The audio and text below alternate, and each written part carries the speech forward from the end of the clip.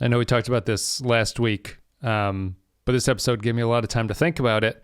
Mm-hmm. I'm not quite sure where I land on this. Is Burnham's hair growth over the course of a year believable here to this point? Is this, we had wondered if this was some sort of extension she was doing, if she had done some sort of braid extensions, or if she had just done something artificially in the story to lengthen her hair, like she's hiding out and this is a disguise or something, was something I was considering. But as we see through the montage, this is just hair growth that's happened over the course of a year.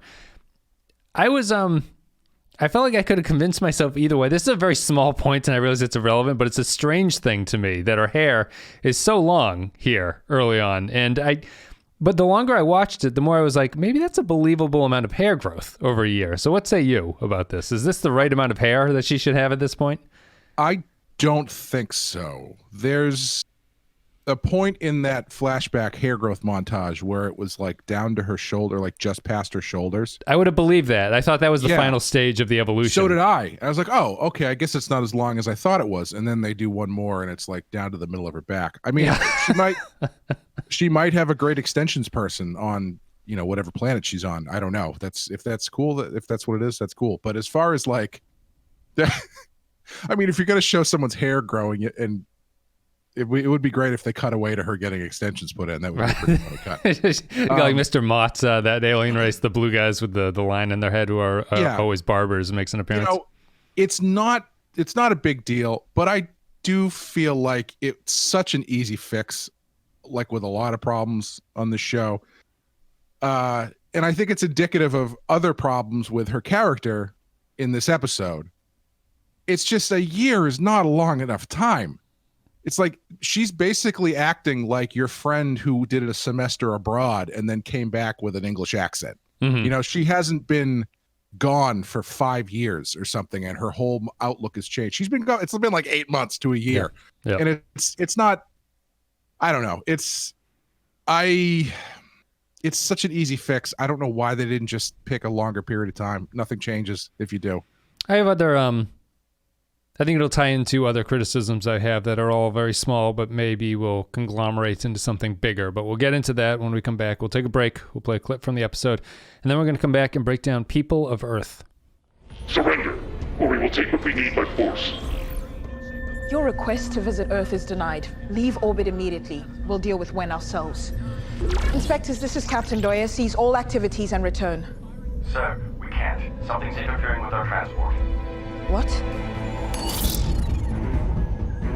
This is sabotage. We are a Starfleet vessel, and it would never utilize sabotage against the Federation's home planet.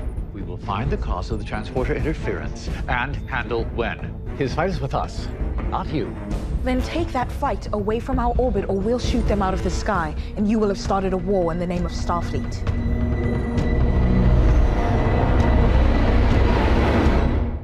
Okay, so People of Earth is the third episode of Discovery's third season. It came out on October 29th, 2020.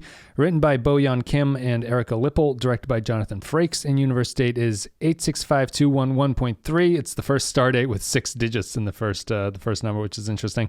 In this episode, reunited with Burnham, Discovery heads to Earth to find out what has happened to the Federation in the last 1,000 years. Burnham's hair was the other small thing. I think that the show, to a degree that people will probably have a varying opinion on whether or not it matters, I think this show is disinterested in details, interestingly. Like, it's one thing to be disinterested in canon, which is, I would forgive the writers and be like, you know what, canon is... There's a lot of canon. I'll forgive you for making a mistake that some nerd on the internet is going to point out. It's like, whatever. As long as your intention seems fine, I think that things are working out. But I think within scripts, they don't place a lot of priority on logic of things, that like how the story is progressing. Here, like Burnham's hair is one thing. What's taking place here is, I assume that these dilithium raiders are on the moon of Saturn, which is called Titan, and I assume that they're in the solar system. Is that Saturn or Jupiter? I can never remember. Titan is Saturn. It's Saturn. Okay, I'm pretty sure. I might be wrong, but either way, it's Saturn or Jupiter. They're right next to each other. Clearly, it doesn't matter. When they jump out of the spore drive, they are next to Saturn, and they're heading towards Earth. They cut inside. Saru says, we've completed the spore jump, and Book might say, well, fuck me, we got here fast. And then they're at Earth right after. Like, he says it, and then they are literally right at Earth. So Discovery is moving extremely quickly, but this also serves to highlight, I don't understand how isolated Titan can be at this point when it's such a short drive to Earth, where I understand in the series long-range communications have died out. This feels like it's literally the roommate in your bedroom next to you in your apartment. You can't just walk over and slip a note under his door or something to see if he's still alive in there. It's a really strange lack of respect for like the distance that I think is necessary to make sense of how Titan can actually be isolated from things, Well, you know?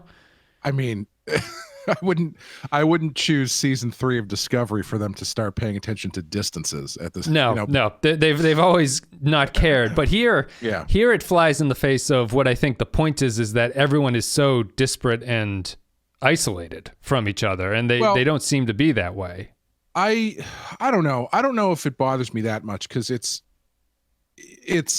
the whole thing is that Earth has cut itself off from everybody else and become very isolated and defensive. And so could I believe that they didn't drive 2 hours or however long it takes in this universe to get to Titan to see what was going on? I mean, well, I think the implication here is that they knew nothing about it, though. Like, Titan didn't try to send a message to Earth to be like, hey, our experiments blew up and everyone's like in real rough shape. Maybe we could do something to help, because it's just their total ignorance of it is not just we knew something was going on out there, but we're not going to leave Earth to go help things. It's, we were surprised that this happened in the first place. What a shocking revelation. Well, they did. Isn't that how the whole thing started? Was they tried to fly back to Earth and they got shot out of the sky? The Raiders tried to? Yeah. Like, before they started raiding, they tried to return to Earth, and Earth blew them up. So that's why they started. They didn't want to send a message first? They wanted to just... maybe their radio broke. I'm not saying I like it, but I don't know. That's the rationale for it, is that they attempted. I would put it under the category that you're talking about of details, where it's like, okay, fine, whatever. But if you kind of start thinking about it a little bit, it either falls apart or requires more logic explanations in your own head than I think is warranted for most good stories. Yeah, for a pretty simple resolution here, like it's a very uncomplicated. Saru negotiates the truth, which is that neither of them knew what the other one was talking about, and so peace is now born from this. So it's a very simple resolution to it, which is fine. It's just that the story is so simple. When you have a detail like the distance of things, or why are they not communicating with each other, it sticks out a little bit more. Well, they do that stuff. There's another point in this episode where I kind of went, huh? And it's not a big deal, but it's just one of those things that seems like they just chopped the storytelling time down for the sake of doing it, which is at the end when the Earth captain is leaving, and Saru is like, so this little sabotage lady's going to stay with us. And at no point has he interacted with her. Yeah. And so at some point off screen, Stamets has explained the entire situation to him. Yeah. And he has agreed to let the person who sabotaged the ship stay on because she's a Trill or whatever. Well, he doesn't know that at that point, right? He does he learn that at that point? Stamets doesn't tell him that it's a Trill, or she's a Trill in terms of what the story is saying. But yeah, Saru just it might be after that. Yeah, Saru either way goes along with it just based on her being an ex-saboteur. And I'm going to say her because the character is being referred to as a her in this episode at this point. Right. But I also think he does know, because like he knows that she is somehow connected to this general, which is information we never see him get. We only find out how in that following scene when she says that she's got a Trill symbiote. It's just weird stuff it's weird scenes that they choose to show versus other ones they choose not to. Yeah. What'd you think of this one in general? I honestly don't know. This is the first episode that I'm not really sure where I stand on it. I liked stuff about it. I thought I really liked the stuff with Saru and the Earth Captain and Burnham all kind of pulling him in different directions, and him trying to figure out what the right decision is and trying to be a captain. Like, he's really thrown into the fire. Like, anybody can sit in a chair and do like a negotiation with a space pirate in a bar. That's easy. That's like, but you know, when you get into a situation where you're dealing with 5 different parties all pointing guns at each other, ready to blow each other out of the sky, then you really have to figure out what it means to be a captain. So I like that stuff. Most of the rest of it just didn't really sit with me for some reason. Like, I don't know if it's I think part of it is that this episode in particular, it's like every scene, everybody has to make sure that they throw affirmations at everybody else before they talk about anything. It's just like, you know, it's a scene with Burnham and Saru, and before they can talk about what's going on, they have to be, I would just like to say, Saru, that you were born to be a captain. And I would just like to say, Michael, that you are the greatest crew member I've ever served with. And it's like, what? I don't understand. And every single scene was like that. Burnham and Tilly was like that. Yeah. I don't know. It's just something about it. The Burnham and Book was like that. It's something about it just didn't sit with me. And it wasn't bad, but I just kept waiting for it to kind of like click in. And I never felt like it did. Yeah. I think my big point about this series and this show, and I don't know if this is a bigger thing with TV at some point, because we were talking about, I have not seen it, but you were talking about like The Haunting of Bly Manor or whatever that Netflix show is. And you had some criticisms about it that I think you were saying more generally applies to kind of prestige TV at this point, and that there was a podcast I listened to on The Watch that talked about this, which is like, it's the episodes the series feel almost artificially stretched out, in that you're bringing a cinematic vision to something, but you're stretching it out because you need 10 episodes of something to make it a TV show instead of a miniseries. Right. And so you end up with these long, sort of ponderous character things where it's characters talking about stuff. And I was kind of wondering if this is a larger shift towards a younger writing staff generation, where like we came in on the precipice of social media, but I'm honestly started like the big thing that sticks out to me is that this incredible focus on emotion. Like everything is just how the character feels, but at the same time, it's not coupled with an experience. So It's this generation that grew up on social media. This is just all what I'm like spitballing here. It's this social media generation. Angry Dad Wes. But has thoughts about social media. I certainly feel in my life that my experiences have gone down as I've gotten older, and social media probably plays a part in some of that, because it's like a lot of my stuff is now absorbed through the mechanism of social media. And I'm wondering if there's a generation coming up that doesn't really have experiences anymore, that are like real world experiences, that they do things. They're so online and they're so connected that the only thing that they know is that they're supposed to be emotional about everything, but they don't have a story to tell about why they're emotional in the first place. And that feels like Discovery to me. It's just, it's a lot of characters talking to each other with a swelling score. Everyone's crying all the time.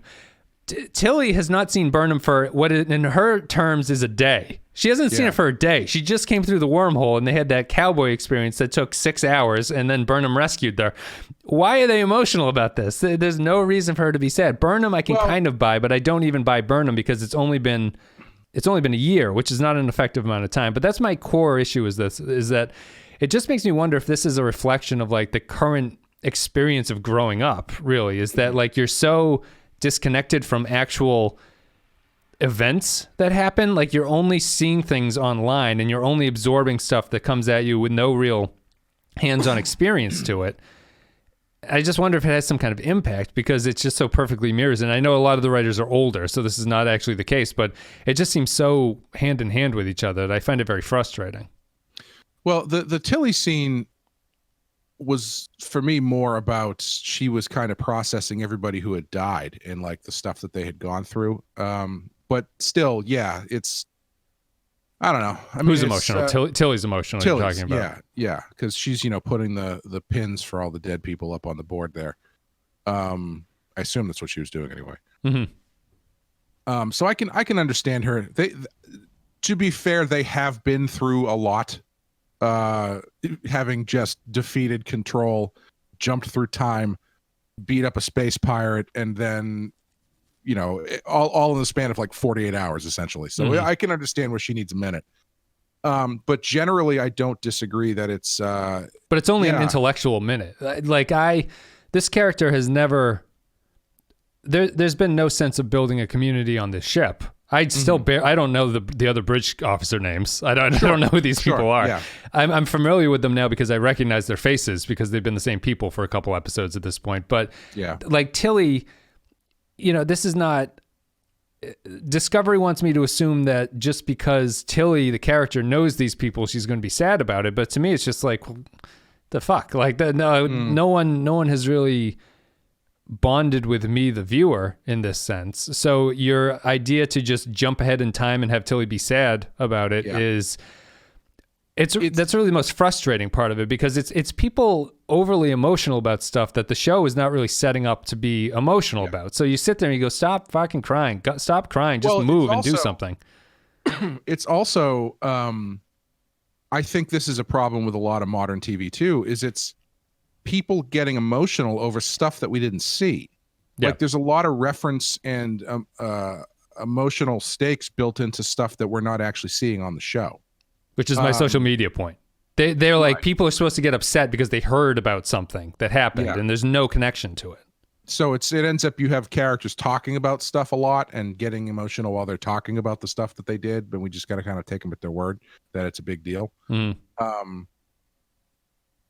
it's exemplified perfectly in the back and forth with Book and Burnham, where they're just talking about the good old days that happened in the past 2 months, 8 weeks ago. Yeah, it's just really strange that they're the stuff that they're talking about and getting emotional about does not compute necessarily with the show you're actually watching.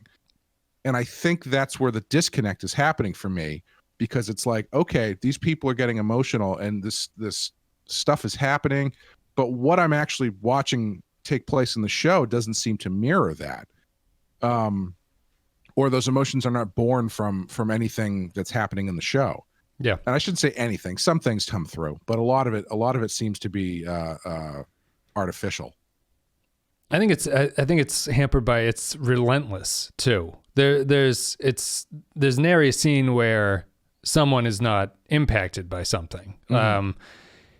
Even the scenes where they're trying to figure something out, it feels like there's something brewing in the background. By something. There's one scene that just baffled me, and I don't know if you have an explanation for this or anybody else has an explanation for this, but when Burnham gets back to the ship, maybe now that I'm thinking about it, I understand it.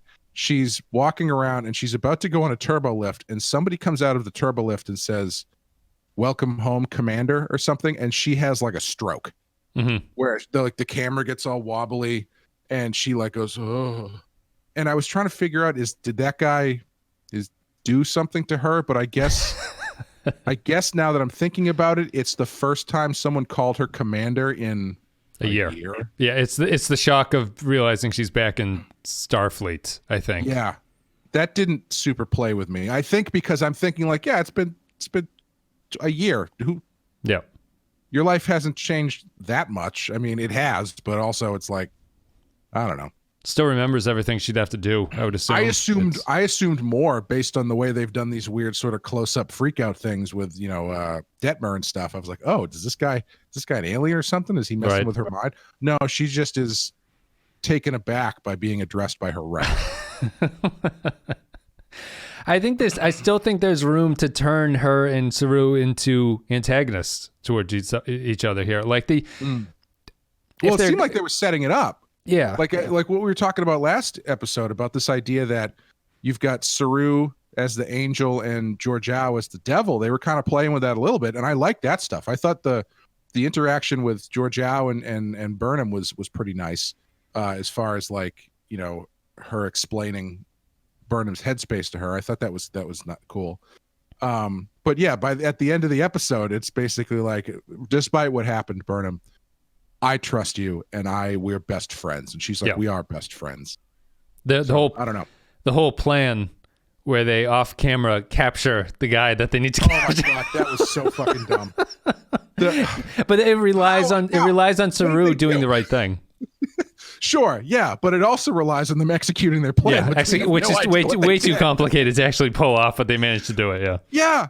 They just off camera, they managed to get on that guy's ship somehow, kidnap him, get back to their ship, fly from that guy's ship back to Discovery, and then I don't know. That's what I'm talking about, where it's like you're taking a bit of a narrative leap here by saying, just take our word for it, this stuff happened off screen. Yeah. Especially when it's like the core of your conflict. Way to set up this idea that maybe Burnham might sell the dilithium to this guy by not actually showing her have to deal with that situation. Yeah. To be fair, when we talk about this in the Genesis thing that's going to be coming out for the patrons, Genesis Revisit, they rescue Nurse Owakawa in that episode, but you don't see how they actually find her and stuff like that.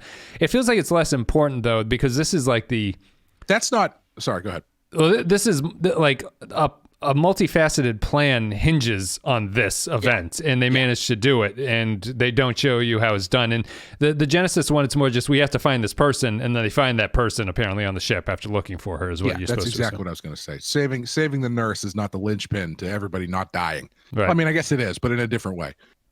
And also, they took every piece of dilithium off the ship and stuck it onto Book's ship. That's a lot of dilithium, isn't it?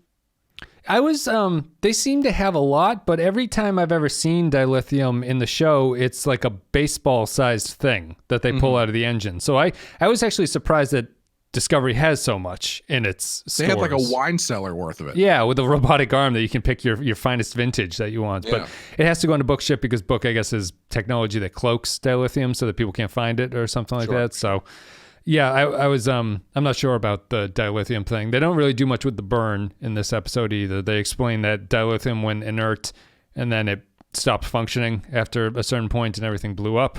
That's really all we learned about it. So the other thing that was confusing me was I was really losing track of who knew what and who they were trying to lie to or whatever when they approached Earth and they started talking to the captain.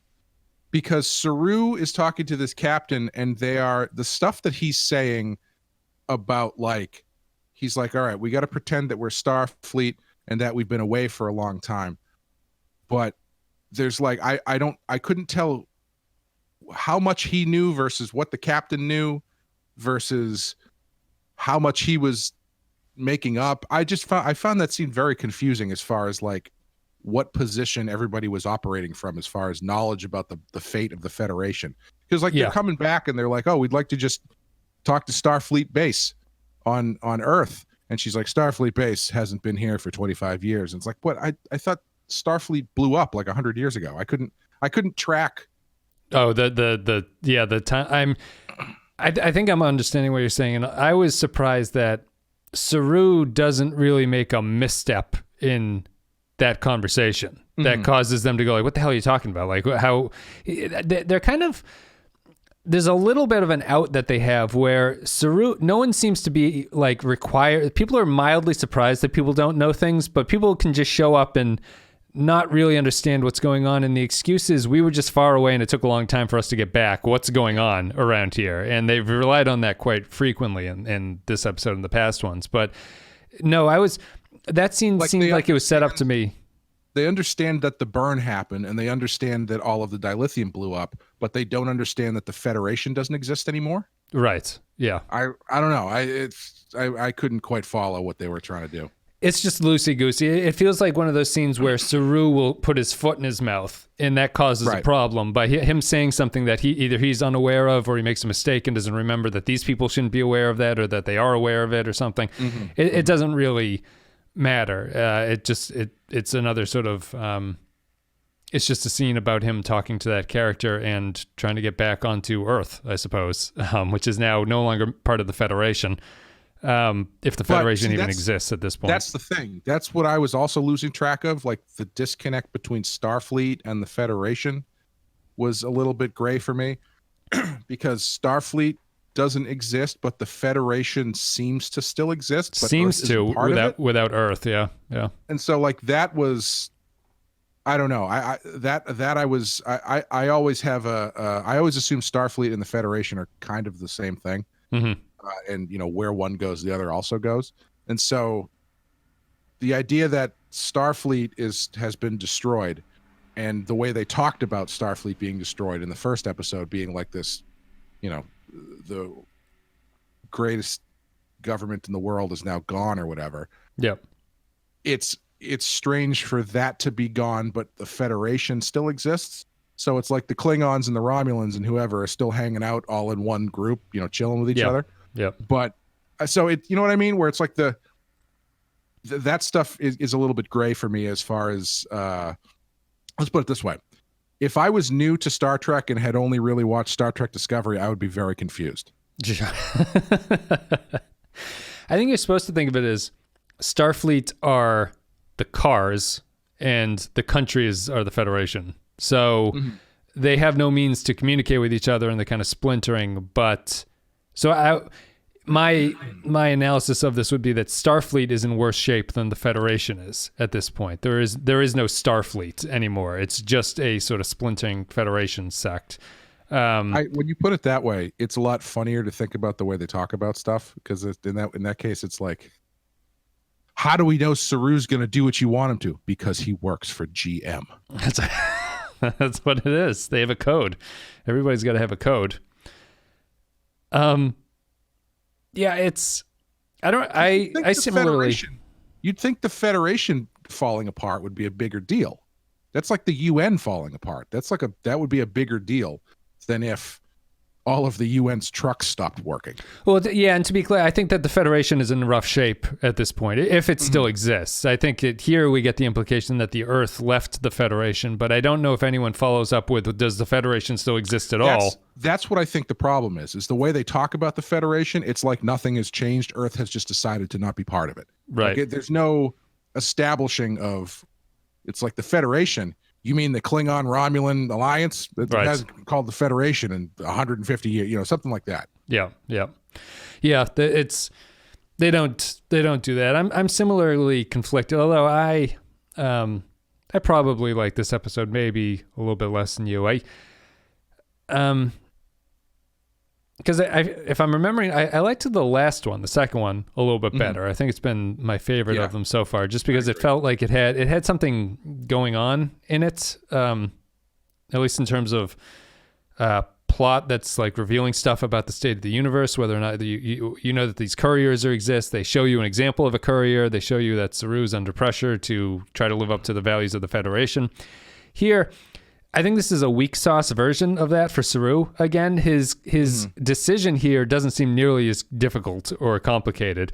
The stumbling into this Earth Federation thing, I guess I understand the point that they're going at, that everyone is so thick-headed and stubborn at this point that no one does the obvious thing of like ask what's going on anymore. People just shoot at each other the minute that they see. And I understand trying to break through that, and Saru is going to be the great discourse maker or something, or the negotiator who sort of brings stuff back into line. It's just that I feel like maybe we had this problem in previous seasons of Discovery. When you make this leap into this new setup of stuff, if you don't have a firm establishment of what the rules are in this new universe, all of the problems that you create have me sitting there going, why is this a problem? Why can't they send messages to each other? Like, what's going on? I understand the ships can't fly around, but they can still send messages, right? Like, you can still email and stuff in this 24th century. It just feels like the timing of the ships all blew up 100 years ago. Everything just immediately shut off. There's just no ability to go around it. And I find that hard to buy in a lot of ways. And especially because it's 100 years and it was the Federation, which was a pretty well-running machine, you can assume. It just feels like it collapsed so quickly and so powerfully that I have a hard time buying it. And if I'm not buying it, I have a hard time with the rest of the actions that come off of that happening. And there's also other stuff too, where it's like, I don't know what I'm supposed to feel at the end of this episode, because you've spent the whole episode talking about how Earth is now isolated and a lot more violent. Earth looked great at the end. That's Earth what I was gonna say. They do this, like, they go back to San Francisco, and Starfleet Academy looks pristine. Yeah. And then they go and they hang out at this giant tree, and they're like, "Oh, isn't it great that we've been gone for 900 years and nothing has changed?" And then they just zoom out. They do zoom out in big swell, like blah blah blah blah blah blah blah blah, and the Golden Gate Bridge, and the shuttles flying around. Yeah. And it's like, Earth has never looked better. Like, I was, we have talked previously about how you say, like, this, people criticize this show for political reasons, but it doesn't really have any politics. This was the first time that I felt the politics coming through, because it seemed like they were going for, like, Earth was a stand-in for, like, America, essentially. Yeah. And they were becoming more isolated and standoffish with everybody. But you kind of undercut your point when you get to America or Earth, and it looks fantastic. And it's like, oh, it's great. We don't let anybody in, and we're living in a utopia. We should just all hang out here. It's like, should have just opened with a guy reading a newspaper on a bench, and the headline on the front of the page is just 0% employment continues for the 57th year. It's like what's going on? Everybody's walking around with masks still because the world is ravaged by coronavirus, but it looks great. But you know what? Terrible I mean? CG too. That CG was really, really, really appallingly bad. I can't hold it totally against them, but they went for that big zoom out shot, which just they really looked really ugly and pixelated up against that tree or whatever. But yeah, it's such a strange ending though, because, like, it is. They don't run into a human. They don't talk to 900 year in the future person. Yeah, no people. It's like you've got 5 of them all grouped together walking through, like, an open park with no identifiable stuff around. They're like, nothing has changed. It all looks exactly the same. And it's like exactly like what? Like the park you used to walk through 900 years ago? I'm not understanding what I'm supposed to be grabbing onto here. And then when you end it with this big swell of Earth looks great, don't worry. I don't know what message you're trying to tell me about the world. Yeah. Because leading up to this is, well, the Defense Force is supposed to defend against raiders, right? Like, they're being... Yeah. Earth is being raided apparently constantly. It doesn't. This shielding works magnificently because everyone looks perfectly fine in the interior. I would argue you have to show some devastation down there, and this defense force is up there as a necessity to stop even more destruction. But people below should be living in some kind of weird system. Or traditionally on Star Trek, this episode would be they go back to Earth. This defense shield pops up, and they say, "We can't let you in because raiders, blah, blah, blah, blah, blah." Then they somehow make it through and get back to Earth and realize Earth is in fantastic shape. So clearly something fishy's going on. And this, whatever government is ruling Earth is now using this defense shield as a way to, control people who are, that kind of thing. And so it now becomes like this question about who these people coming, when you reveal these raiders to be citizens of Earth who are not being allowed back in, for whatever reason, now you get into an interesting, like, political and socio-political argument and story. But it's just like a tag of confusing emotions in this. Yeah. Because you would think that, if they're defending against raiders, Earth must be getting decimated by raiders. Yeah. But it looks like San Francisco's doing just fine. Yeah. They got rid of their homeless problem. The water is clean.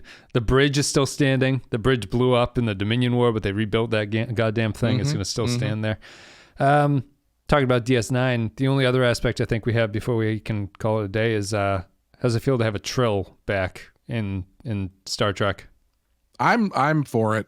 I think everyone on the world predicted that this was going to be a way to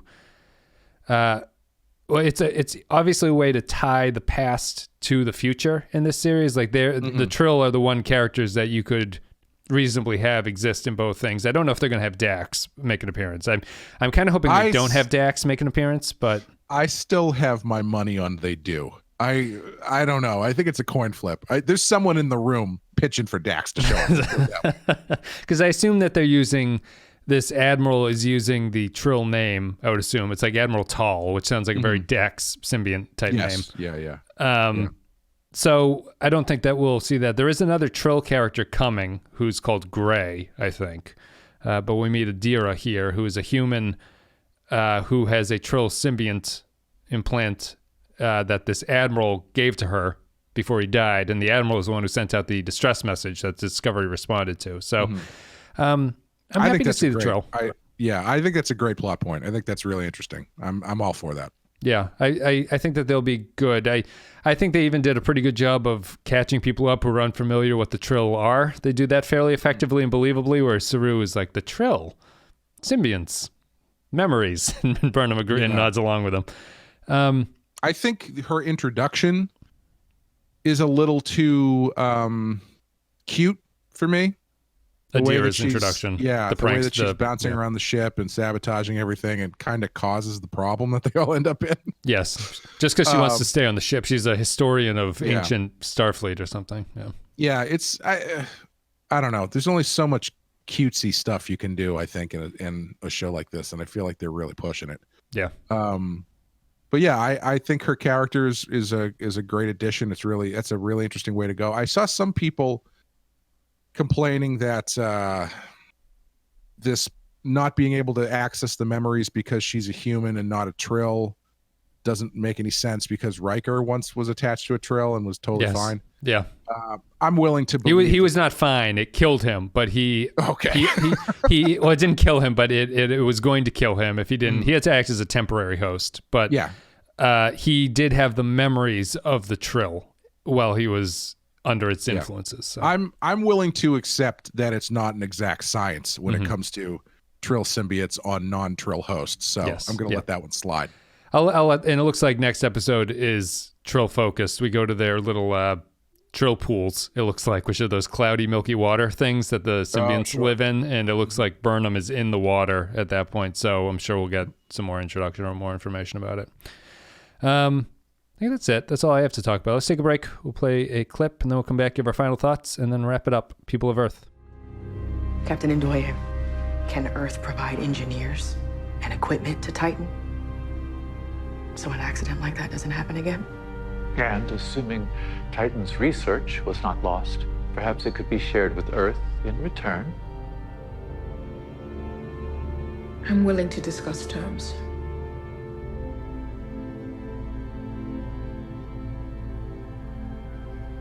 As am I.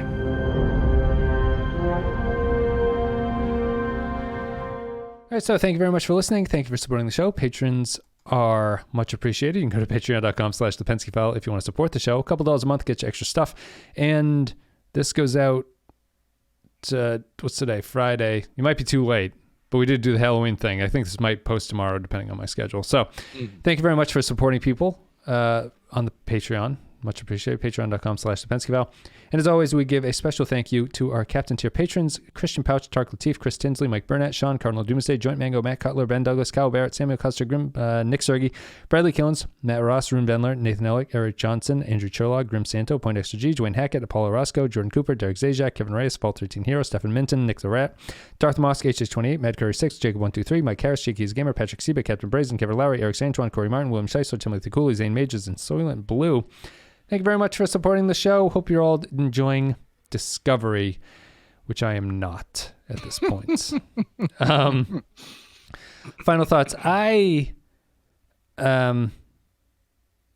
wife, Amy, always comes in and asks me sarcastically if I'm enjoying this. I think she can just tell by my face what's going on. Like, me looking at this is just me going, I'm just watching it. I would like to tell you that I almost, because it's back in fashion again, hit you with a Borat, my wife. So that's right. Super. Well, if that can come back, 2020 isn't a complete wash at this point. I thought this was another. This is probably I don't know. Like, there's only the 3 episodes. I only thought the second episode was something that I was interested in of this season so far. This, I'm not really. I really, and I know everyone complains about it, and I think Zach Hanlon's review. So, like, the dividing line, I think, on this series is whether or not you can endure the emotionality of what's going on here. If you're like, I'm okay with this stuff, you can probably get through this show, I think. I find it relentless, like cynical, manipulative, devoid, like insulting to real emotion, like insulting to people who actually feel things, insulting to people actually reunited and stuff like that. Like, it's this weird, it's experience devoid of the actual experience. It's just like you're trying to get to the end result in a way that they're trying to get to, like a plot end result. They're like, we don't need to show you the stuff in the middle that results in this. It's just, you should just know that when we get to the end of it, you're going to feel this way. And it's clearly a show's intention. It's not the case where in the first season we're like, they just kind of like not sure what to do, and they're like, we just got to give them with some emotion to make it seem like this stuff is actually landing. By now, they know what they're doing, and this is a clearly intentional choice, and I don't know what it serves. I don't know what it is, and the thing that would be balancing it out is the mystery of the burn, and I'm not intrigued by the mystery of the burn because I know it's going to be Discovery related at some point when they get to the end of it. I have to bet some money that Discovery doing something in the past is what caused this burn to happen. The show is so insular that way that it'll always come back to Discovery. I have a theory that it's not Michael Burnham related, but it's her mom related. Yeah, that was on the Discord too, which it could be. Did Jay call her Dr. Burnham? It's probably her name, right? Dr. Burnham or something. I can't remember. I do love that, like, what happened is completely realistically referred to as the burn. And if you want to go for those stupid singular names that they do in these shows. But like everybody just assumes that it's a Zardoz situation where it's short for Burnham somehow. They're going to figure it out somehow to make that the case. Yeah. But the fact that she mentioned in this one that she sent a message to Terra Elysium and they had never heard of her mother, I was like, okay. I honestly could not tell you where her mother is or what her mother was supposed to do. Do you remember what her mother was doing? No idea. Okay. Nope. But I assume it's like when she gets pulled back through the wormhole, she ends up 100 years too early and her suit explodes or some shit. I don't know. She's not in this timeline anymore, or she is on some other. Okay, undetermined. They just said that Terra Elysium has no idea who she is. Okay, I don't even remember that. So Terra Elysium does exist somewhere. They didn't end up there, and she is not on this planet or whatever she was trying to do. Yeah, I mean, that's another thing that you'd think would be like a show. It's like, oh, they finally make it to Terra Elysium so she can see her mom, and no idea what her mom's up to. Yeah. I do chuckle at this being called People of Earth, and you don't actually see any People of Earth. You see two of them. The Defense Force people. Yeah, and also the Raiders end up being People of Earth technically as well, I guess. But I only think of the. I think it's the Earwolf shout out for things like, how did this get made? He goes, hello, people of Earth. Oh, yes. That's I mean, well, they could have had, this would have been a great episode to have Paul Scheer's Lower Decks. Yeah, the engineer show up and just speak over the loudspeaker or something. We didn't even talk about the Raiders. Did you have any thoughts about the Raiders there? This weird Star Trek mask. I mean, Star Wars mask he's wearing. Yeah, well, and his name is Wen, which is Ren. Like he seems exactly like he's supposed to be modeled on Kylo Ren, and with a giant praying mantis helmet. Yeah, with his it's a praying. I didn't mind the helmet actually. It's kind of strange, but it did remind me of Ren, and just a conflicted character who's doing stuff like that. When your big reveal is you take this helmet off and it turns out that they're from Earth, and this however many years long fight between you and your home planet of Earth over resources or stuff, the resolution comes down to communication. Yeah, I'm gonna say you didn't try your hardest if every time you show up you're wearing a giant monster mask. Take the fucking mask off and talk to them as a human and say, guys, we're from this planet. Stop killing us. Yeah. Well, that's my point. Send the message before you get into weapons range. Be like, guys, Yeah. we need help. It takes you. I looked it up on Memory Alpha. It takes an hour and a half for you to get here at impulse speed. Could you come on over and fix the water heater that's leaking in our basement? And I mean, to be fair, anytime someone from Hudson, New Hampshire drives down to my house, I immediately start opening fire. I know. I can understand it. It probably worked the other way. New Hampshire's a little bit more lenient on that true, kind of yeah. stuff. Yeah. Anytime I drive to my parents' house, as soon as we cross the border, it's just fire whizzing past the car. Do you have any final thoughts about this one, or any changes in your season outlook? Or we didn't talk about Book. I don't really have anything to say. I don't mind Book, but he's basically a character who has not upset me yet, so I don't have any sort of negative feelings about him. I guess I'm kind of caught in a weird place with this show because the last 2 seasons have been so serialized that usually by this point in the season you have a general idea of where things are going, and I don't have that here. And I don't think that's a plus because I don't get the sense that they're driving towards anything specific, but I also don't get the sense that this is just going to now be about the Discovery out there solving space crimes or something. It doesn't feel like the episodic nature is not set up either. Well, they're resurrecting the Federation by the end of the season, right? Sure, I get. Yeah, if the stakes that you want me to get into are, can one person bring back the Roman Empire? Sure, fine. Very quickly, very quickly. Yeah. Over the course of the next 7 episodes, she's going to resurrect a monolith that collapsed under the weight of. Yeah. It's strange. Maybe not all the way, but if it doesn't end with her going and that is why we must be the Federation again, and the Andorians and the Vulcans and humans all shake hands with each other, and it's reborn or whatever. Yeah. Well, I'm hoping if they do go that direction and this idea, it's okay, Michael Burnham is going to spearhead the recreation of the Federation. I hope the dark side that Giorgio has been nurturing comes to fruition, where Burnham has the option of becoming the emperor of the Federation. And so she's driven to that point where she has to make this decision about, does she act in the best what's the word I'm looking for? Best intentions for the way Starfleet would do something, or is she so jaded by the 12 months she spent in London that she's going to take everything for herself? That'd be kind of interesting.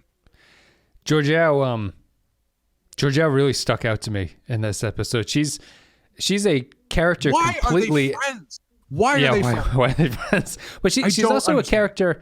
She's completely. She just really sticks out as a character. It's this one for some reason really stuck it out to me because she's basically just in the cast now, on this crew, and she stands at command centers and does things for them.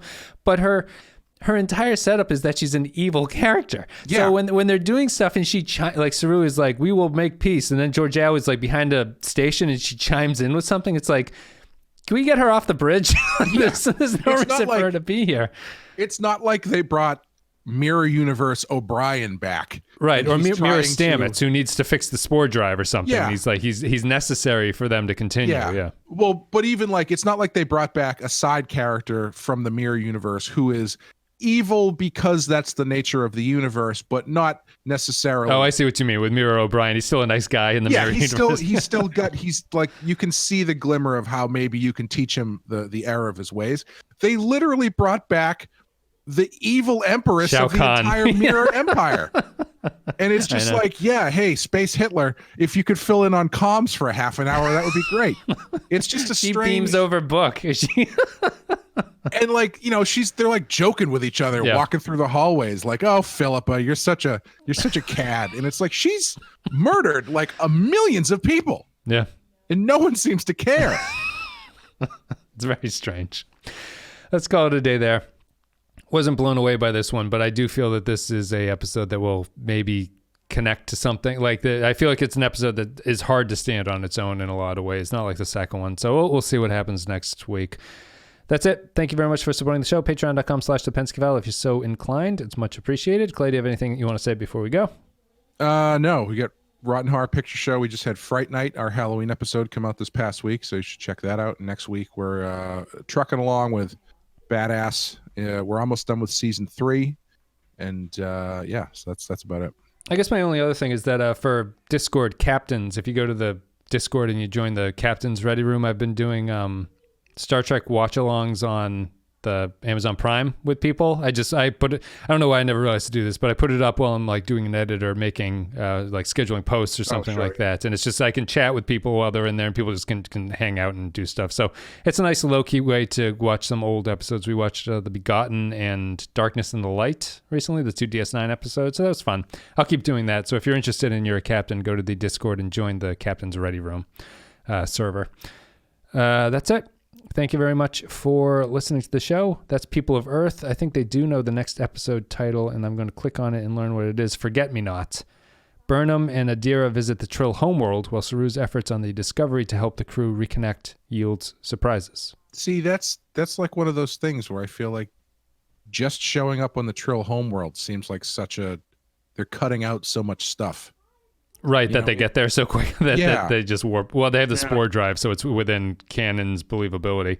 I did not like. It's such a discovery in the trailer. This isn't exactly how it goes, but it hits you this way. It's like the Trill priests obviously show up, and they're like, "Welcome to Trill," and Burnham just karate chops all of them. And it's just like, I know. She throws her cloak off. I know the Trill are going to be compromised somehow, right? Like that's the only way. And I'm not. It's not that doesn't make sense, but it's just. She's just going to karate chop them, and that's what it is. So we'll see. Forget me not. I can't be negative before I get there. I don't think people want to hear that. So thank you very much, guys, for listening. We'll see you next week with Forget Me Not, and as always, Enterprise continues. See ya.